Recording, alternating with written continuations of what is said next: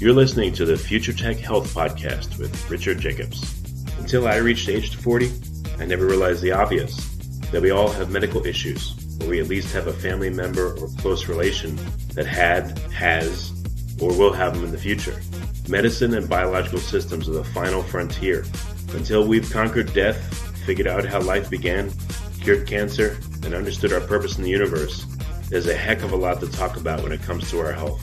Future Tech Health means I'll be covering futuristic topics that are actually already in clinical trials, or even starting to appear on shelves or by prescription, or available for your own use.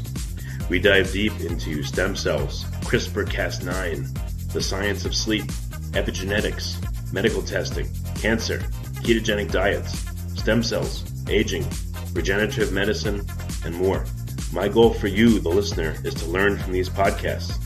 You may very well learn something that may change the course of your life for the better, steer you towards a new career, or give you insight into addressing a serious medical problem. Remember, however, this podcast and its content is informational in nature only. No medical, tax, legal, financial, or psychological advice is being given. If you enjoyed the podcast, please listen, subscribe, like, and share it with friends. Thank you. Hello, this is Richard Jacobs with the Future Tech Podcast. I have Mark Russell, founder of a company called Rocking Bed. The website's pretty simple. It's rockingbed.com. So, Mark, thanks for coming. How you doing today? Doing awesome, Rich. Thanks for having me on. So, Rocking Bed is not a bed with speakers in it that blasts rock music, is it? No speakers, no blasting. What is it then? What's the premise? So it will gently rock you to sleep. Our tagline is "Sleep like a baby again" for adults. That's cool. So how did you get this idea? Did you watch old people in rocking chairs and the idea came to you, or how did it come about? Yeah. So when I was a little kid, we would go on trips, and I remember trying to sleep in the back seat, sitting up, stuffed in the station wagon, and trying to sleep sitting up was very uncomfortable. And at times I would get the whole back seat to myself, but the seat belts would be digging in on my side. And I remember one time maybe setting up I don't even remember whether it was a mattress in the back or whatever, but later on, I just never really got that. I knew, I don't know if you've ever have you ever felt kind of that when you're going to sleep in a vehicle and you kind of get that daisy in and out feeling, when you're kind of. I get that on airplanes, and I hate it. It's like a torturous half sleep.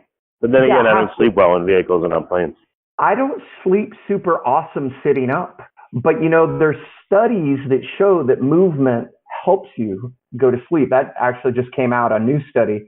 But getting back to the study, or back to the story, is my wife and I in 2004 went on a cruise, and it was the very first time that I was in a bed, this is what you're supposed to do. You're laying down, you're flat, you're not in a car, and the boat was moving very, very gently. And I just had an epiphany. I was like, oh, this is what I was trying to feel when I was a little kid in the back of that station wagon.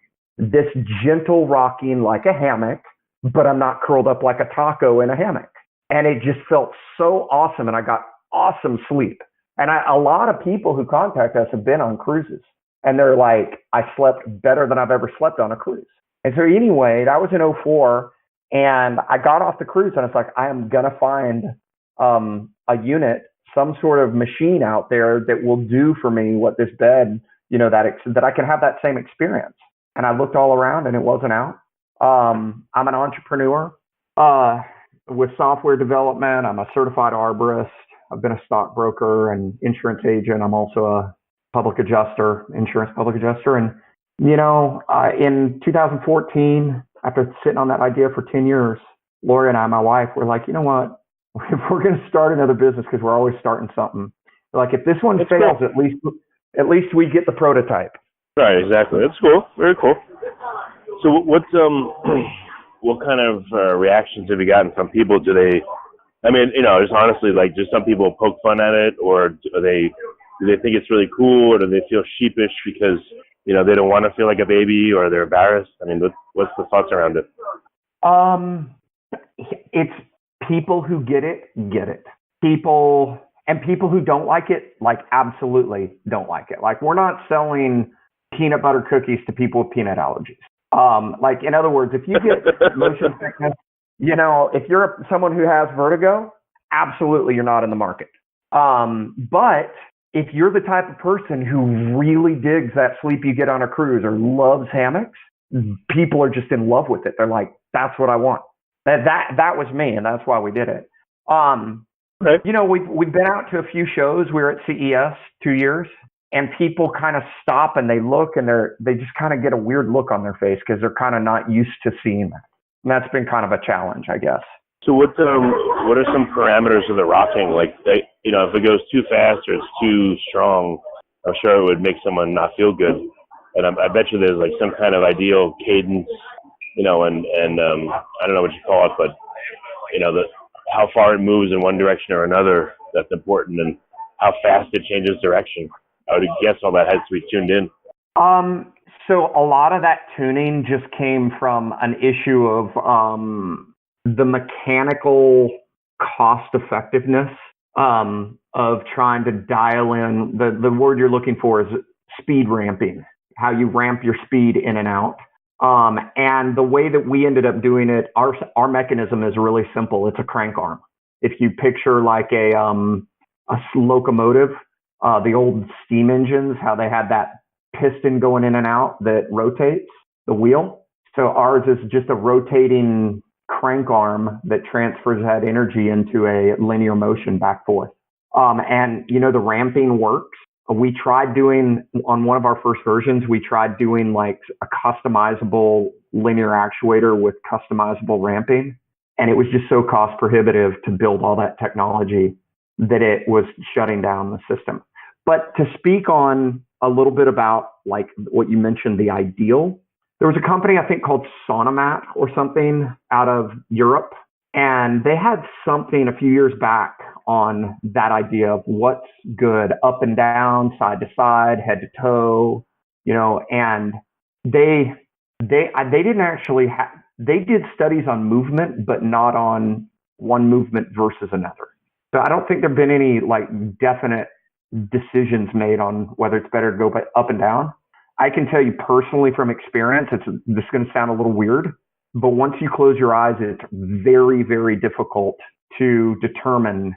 If it's too smooth, you can't even determine whether you're going left or right.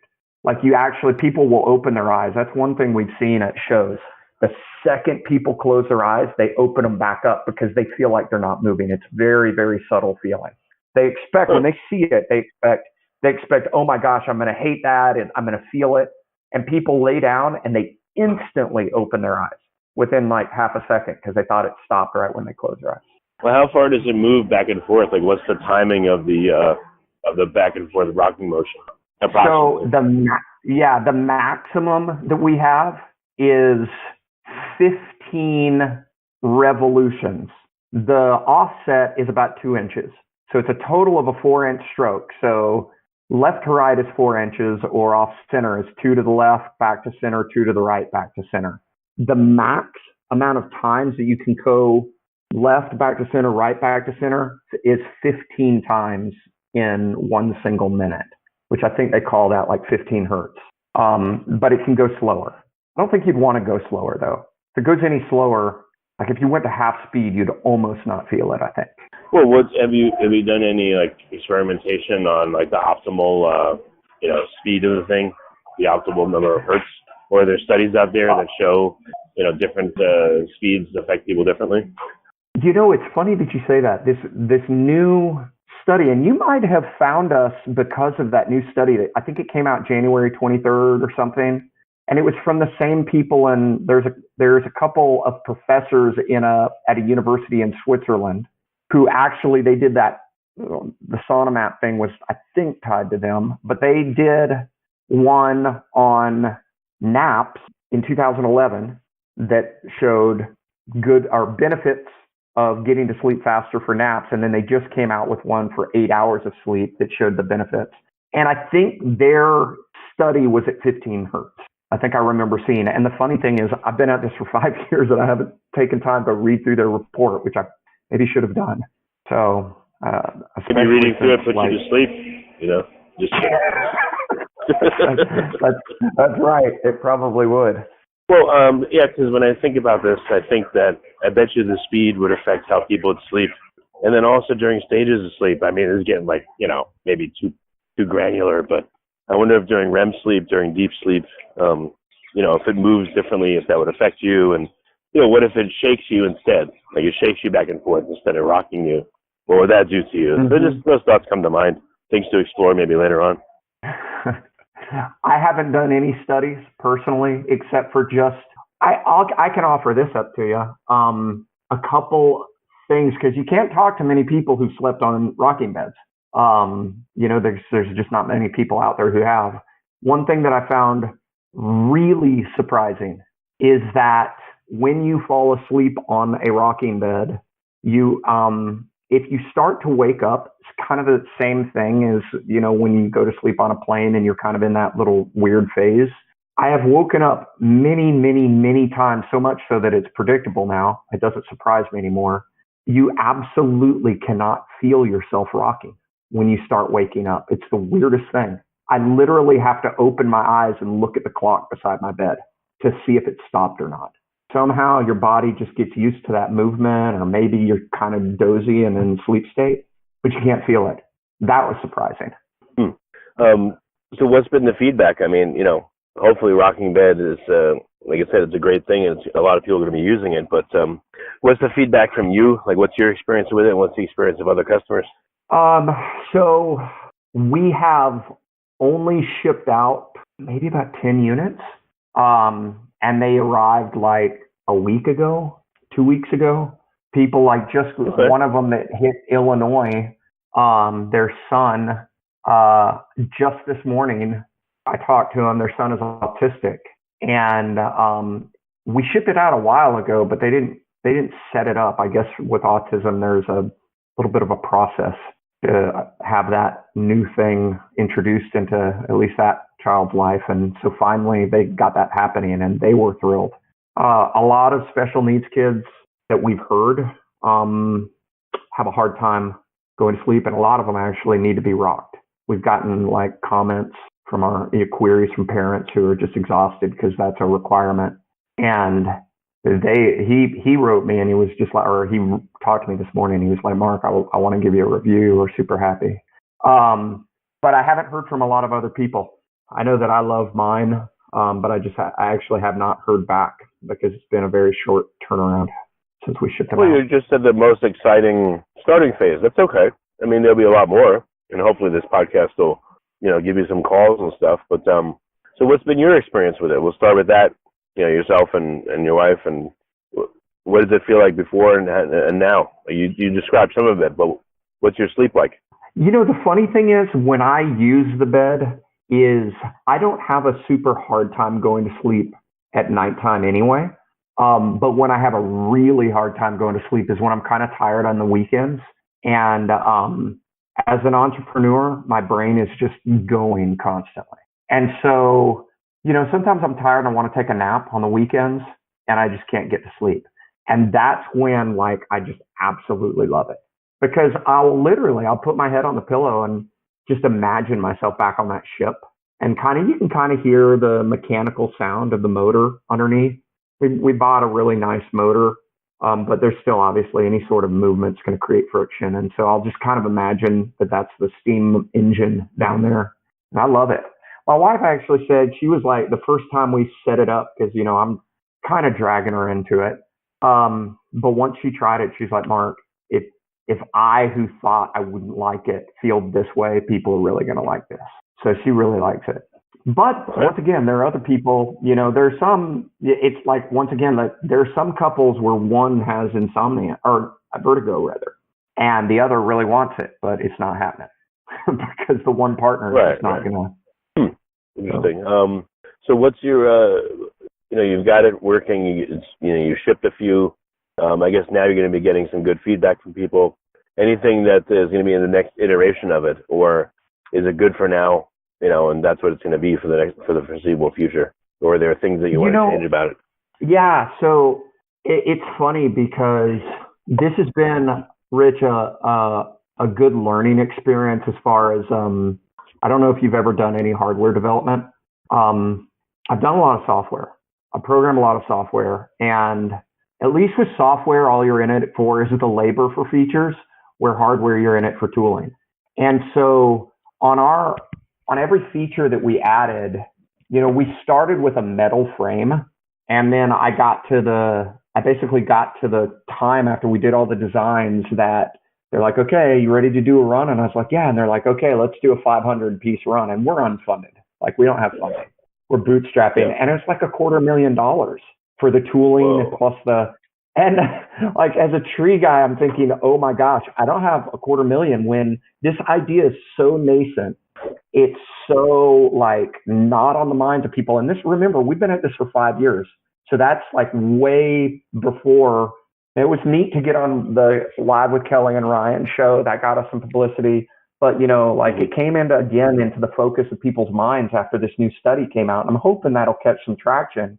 But that's a lot of money to invest in inventory, which we didn't do. And so we changed over to a wood design, and that's what we shipped out. We got effectively the function in a different form. I mean, the form is kind of the same. It's your box springs effectively, but underneath the material cover, it's wood rather than metal. And we got that. But at the end of it, there are some things this is just from a business standpoint, where some of those features I think are less needed if it gets in the way of production. So like the moving headboard, we're nixing.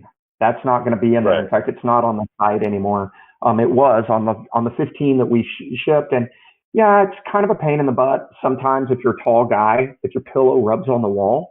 But it's also really hard to manufacture a big, heavy moving headboard. So there's some little tweaks like that. Bent corners, for example. There's nothing that says there needs to be a 3-inch radius on the corners of the bed. So we're nixing that just for the tooling reasons. Right. Because we want to get it out there at an affordable price. Like we're aiming, I don't know if we can ever do this, but we're aiming for sub 2,000. Right now it's 2,450, but it was at 3,450. Yeah. So, well, I know that there's the whole lean startup minimum viable product theory out there, which makes a lot of sense. But when you're an entrepreneur, your heart is in something and you want to have all these features and make it really great. And it's hard to say, all right, what's the minimum viable product, and do that, because you kind of don't like that, or at least that's been my experience. I don't want minimum viable. I want something that's really great. Is that from your experience on interviewing, or have you personally experienced that in businesses of your own? Oh, I personally experienced that feeling.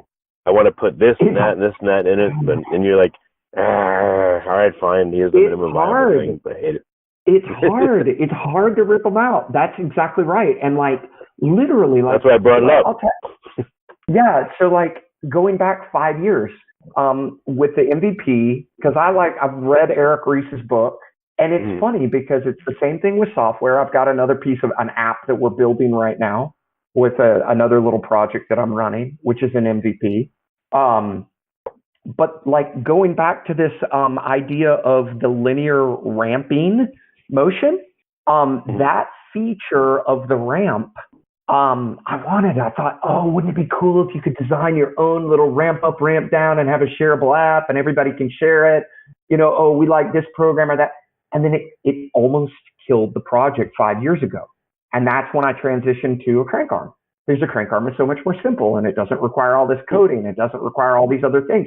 And so I've done that again with the little stuff like the 90-degree corner, And so, anyway, it's been it almost got killed again off of this. And literally Lori and I are about to buy some, as a tree guy, I weld.